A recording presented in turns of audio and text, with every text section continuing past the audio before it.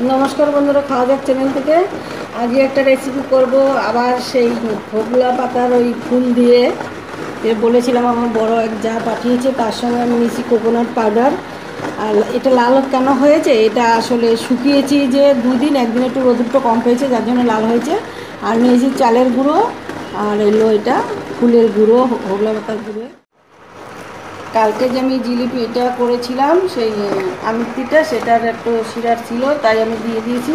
তার জন্য কালার চলে এসছে এটা আমি এখন প্রথম একটু ঘি দিয়ে নেব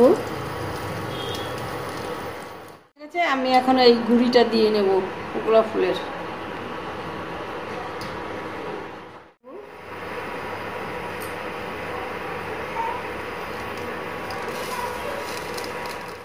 এখন আমি এই যে চালের গুঁড়োটা দিয়ে দেবো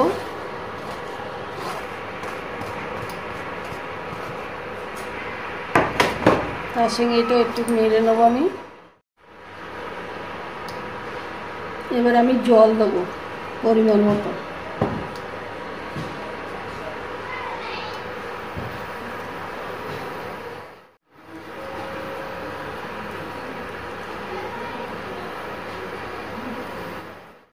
পাউডারটা দেবো আমি পাউডারটা আমি নিজেই তৈরি করছি আমাদের গাছের নারকেলটা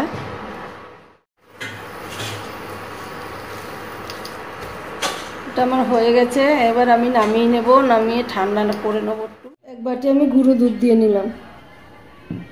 আপনারা চাইলে এটার মধ্যে এমনি দুধ দিতে পারেন আমি গুঁড়ো দুধটা দিলাম এটা দিলে মিষ্টিটা টেস্টটা ভালো হবে এবার একসাথে মিক্স করে নেব এটাকে ভালো করে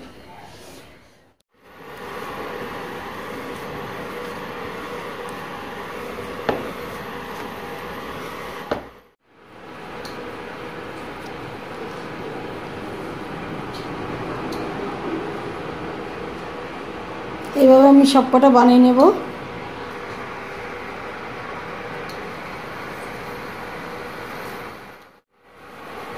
একটু ঘির হাত বা তেলের হাত নিয়ে নিতে হবে তাহলে বেশ সুন্দর হবে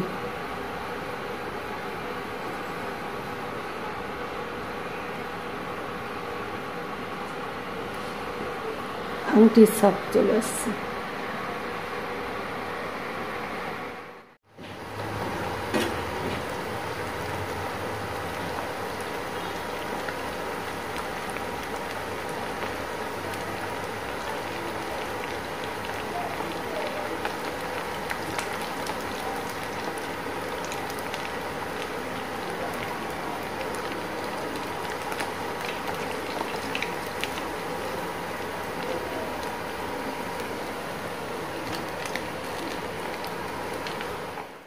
নামানো হয়ে গেছে আমি শিরায়ও দিয়ে দিয়েছি আমি এবারে ছাক করে দেখাচ্ছি কি বানালাম আর কেমন হলো সাজিয়ে সাজিয়ে দেখাচ্ছি